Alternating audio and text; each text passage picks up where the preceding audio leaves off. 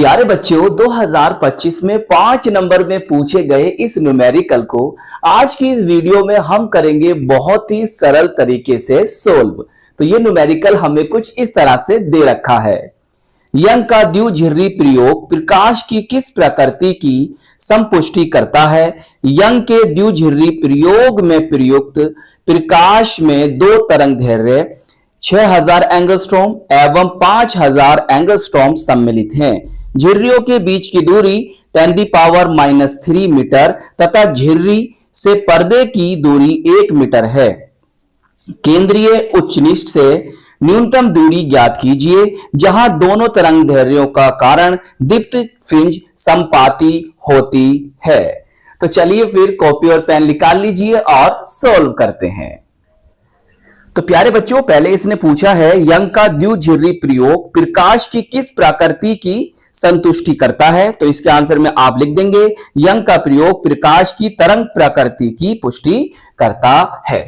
अब देखो यहां पर हमें तरंग दैर्घ्य दे रखी है, वेवलेंथ दे रखी है, तो हमें लिखना है इस तरह से लिखना है प्यारे बच्चों। λ1 = दे रखा है हमें 6000 एंगस्ट्रॉम। देखो थोड़ा सा इसे सिंपल कर लेते हैं। कितने जीरो है? 3 जीरो है, तो हम इसको 10⁻³ कर सकते हैं। जी सर। अब देखो हम जानते हैं एक बात, क्या जानते हैं हम जानते हैं कि एक एंगस्ट्रॉम जो होता है वो 10⁻⁻10 मीटर के इक्वल होता है। तो हम इस एंगस्ट्रॉम के स्थान पर ये वाली बात लिख सकते हैं। जी सर, 10⁻⁻10 मीटर। अब देखो ये 10⁻³ प्लस में है, ये 10⁻⁻10 माइनस में है, तो बचेगा क्या? 6 × 10⁻⁻7 मीटर। ये हमारा λ1 हुआ। क्लियर? अब देखो λ1 तो ये हमारा है। अब λ2 देखो, λ2 जो है प्यारे बच्चों वेवलेंथ वो हमें दे रखी है 5000 एंगस्ट्रॉम। क्लियर? तो हम इसे क्या लिखेंगे? हम इसे लिखेंगे 10⁻³ और अभी बताया मैंने 10⁻⁻10 लिख सकते हैं मीटर में। तो कितना बचेगा सर? 5 × 10⁻⁻7 मीटर। ये हमारा आ गया λ2। आगे पढ़ो। आगे उसने लिखा है झिर्रियों के बीच की दूरी 10⁻³ मीटर। तो मेरे प्यारे बच्चों झिर्रियों के बीच की दूरी को हम प्रदर्शित करेंगे स्मॉल d से। ये हमें दे रखा है 10⁻³ मीटर। और इसे आगे और पढ़ोगे तो हमें क्या मिलेगा?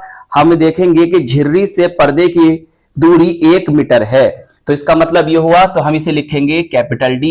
कितनी है? 1 मीटर है। बताइए जो वैल्यूज हमें दे रखी थी वो सब हमें पता हो गई हैं और हमने उनको यहां पर लिख दिया है। देखिए समपाती होने की स्थिति में आपने m1 और d λ1 अपॉन स्मॉल d बराबर m2 d λ2 अपॉन d।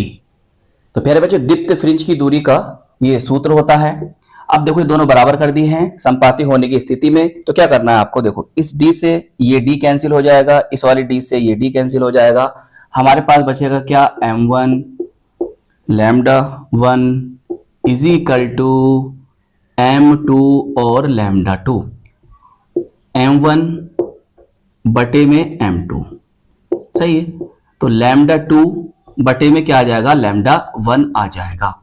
अब देखो मेरे प्यारे बच्चों λ2 हमें दे रखा है कितना कितना कितना कितना कितना इतना सही है 5000 एंगस्ट्रॉम। और λ1 कितना हमारे पास? 6000 एंगस्ट्रॉम। इन्हें जब आगे सोल्व करोगे तो क्या बन जाएगा बोलो? 5/6। इतनी बात समझ में आ गई? तो प्यारे बच्चों आप ये बात लिखेंगे 6000 एंगस्ट्रॉम की 5वीं दीप्त फ्रिंज 5000 एंगस्ट्रॉम की 6वीं दीप्त के संपर्क में है।